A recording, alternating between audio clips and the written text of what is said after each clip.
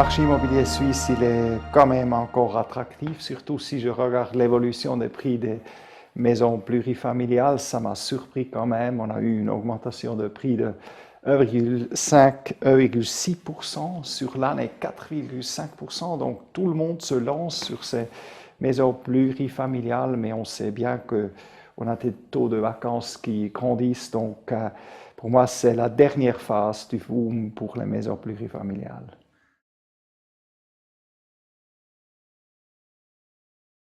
En fait, moi j'ai pensé depuis longtemps qu'on va avoir une correction, mais en fait, ce qu'on observe, c'est qu'on ne sait pas où mettre l'argent, ça continue. Comme qu'expansion, j'ai le choix de payer à la Banque nationale moins 0,75, d'avoir des actions avec beaucoup de risques ou des obligations avec 0 rendement. Donc, ça reste attractif de prendre entre 3 et 4% brut, mais il ne faut pas oublier le risque de changement des taux. Il ne faut pas oublier le risque qu'on réalise déjà maintenant que les taux de vacances, ils ont augmenté fortement. Donc, c'est une question de temps. Après, on va corriger avec ces prix. Je suis assez convaincu.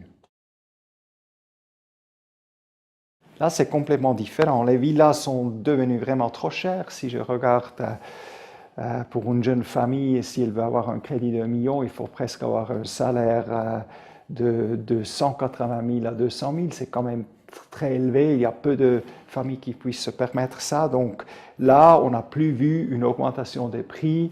Les prix sont plutôt stables, même certaines régions à la baisse. Et ce qui est nouveau, c'est qu'on a eu une baisse chez les PPE. Et ça, on peut assez bien expliquer avec les taux de vacances dans le résidentiel qui ont monté. Et le PPE, pour moi, c'est en compétition avec les appartements de location. Donc, on pourrait résumer le marché immobilier en disant boom, j'ai les maisons plurifamiliales qui va plus durer longtemps, à mon avis, stable chez les villas et une baisse chez les PPE. Oui, on observe des différences assez fortes, surtout dans des villes. Si on est dans une ville, je dis Zurich ou d'autres grandes villes suisses, là, les PPE ne baissent pas, sauf à Genève. À Genève, on a vu qu'on a eu un baissement des prix des PPE, pas hyper fort, mais quand même.